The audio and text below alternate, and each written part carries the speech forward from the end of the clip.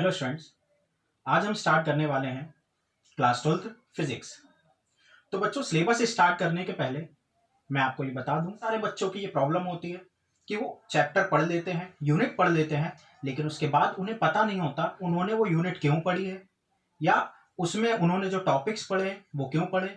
तो आज का हमारा ये वीडियो इन्हीं सारी चीज़ों को लेकर है। आज के इस वीडियो में आपको बताऊंगा कि हमारी फर्स्ट यूनिट क्या है, इस यूनिट ने कौन कौन से चैप्टर्स कंटेन किए हैं, और चैप्टर्स के अंदर हम जो भी टॉपिक पढ़ने वाले हैं वो टॉपिक हम क्यों पढ़ते हैं, कैसे एक दूसरे से इंटर रिलेटेड है टॉपिक्स। अगर हमें किसी भी यूनिट का सारा कंटेंट्स पता होगा कि हम उसे क्यों पढ़ रहे हैं, कैसे पढ़ रहे हैं, तो बच्चों हमें फिजिक्स बहुत अच्छे से समझ आएगी। So students, first unit electrostatic.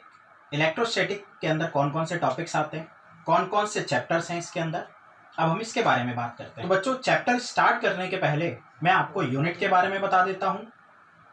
Unit का नाम है इलेक्ट्रोस्टैटिक्स। इसके पीछे भी कोई रीजन होगा कि इसका नाम इलेक्ट्रोस्टैटिक्स क्यों है। बिल्कुल रीजन है।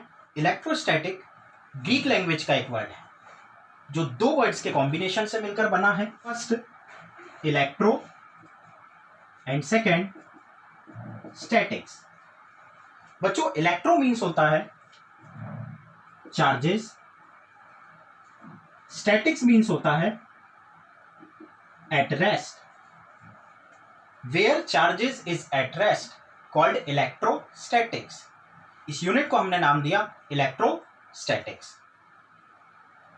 तो एक बात तो हमें समझ आई होगी कि हम यहां पढ़ने वाले हैं चार्जेस एट रेस्ट, यानी इस पूरी यूनिट के अंदर चार्ज रेस्ट में होंगे।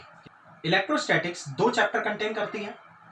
First chapter electric charges and fields, second chapter electric potential and capacitance. अब इसमें भी पहले इलेक्ट्रिक चार्जेस एंड फील्ड्स क्यों रखा, फिर उसके बाद इलेक्ट्रिक पोटेंशियल एंड कैपेसिटेंस क्यों रखा, इस पे भी बात करते हैं। तो बच्चों, फर्स्ट चैप्टर जो है वो इफेक्ट पर बेस्ड है। मतलब इस चैप्टर में हमारा इंट्रोडक्शन होगा चार्ज से, उस चार्ज की प्रॉपर्टीज से, उसके पास अगर किसी दूसरे चार्ज को लाएं तब क्या होगा, दो चार्ज को मिलाने से क्या बनेगा, ये सारी चीजें हम अपने इस फर्स्ट चैप्टर में पढ़ेंगे। मतलब जो हमारा फर्स्ट चैप्टर है वो चार्ज और उससे आने वाले इफेक्ट्स को रिप्रेजेंट करेगा। Second chapter electric potential and capacitance. Second chapter application based chapter है।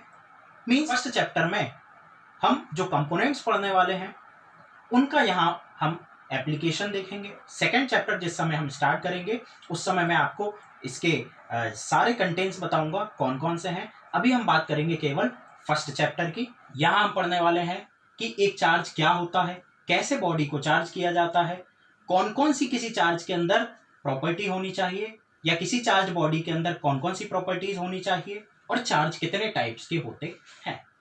अब अगर चार्ज के टाइप्स आ गए तो हम देखेंगे कि सेम चार्जेस एक दूसरे को रिपेल करने लगते हैं, अपोजिट चार्जेस अट्रैक्ट करने लगते हैं। चार्ज अगर एक दूसरे को अट्रैक्ट या रिपेल कर रहे हैं तो उनके बीच फोर्स ऑफ अट्रैक्शन रिपल्शन कितना होगा, उस फोर्स का मैग्नीट्यूड कितना होना चाहिए। तो इसके लिए हमें पढ़ना होता है सेकेंड टॉपिक जिसका नाम है कूलम्ब्स लॉ।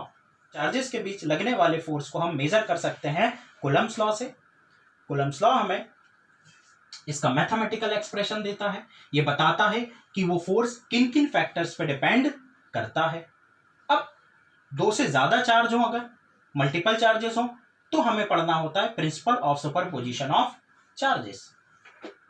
अगर दो चार्ज एक दूसरे के ऊपर फोर्स अप्लाई करते हैं तो कोई भी चार्ज किसी दूसरे चार्ज के फोर्स को कितना फील करता है या एक चार्ज अपना इंफ्लुएंस कहां तक शो कर सकता है, वो कहलाता है उसका इलेक्ट्रिक फील्ड। हम इलेक्ट्रिक फील्ड निकालेंगे एक सिंगल चार्ज के लिए। Electric field due to a point charge, electric field due to an electric dipole. उस डायपोल के कुछ स्पेशल केसेस पढ़ेंगे हम, axial position and equatorial position.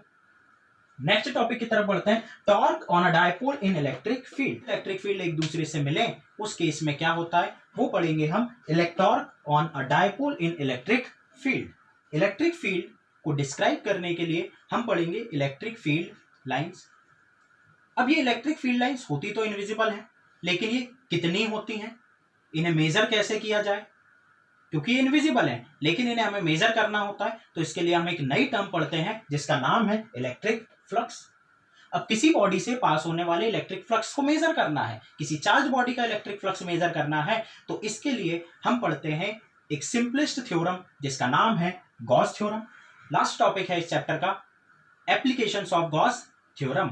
Intensity of electric field for different charge objects, different shapes के charge object के लिए अगर हमें intensity of electric field calculate करना है तो वो हम गॉस थ्योरम की हेल्प से कैलकुलेट करते हैं, जिसे हम एप्लीकेशन ऑफ गॉस थ्योरम के नाम से भी जानते हैं। तो बच्चों, ये हमारी फर्स्ट यूनिट का फर्स्ट चैप्टर।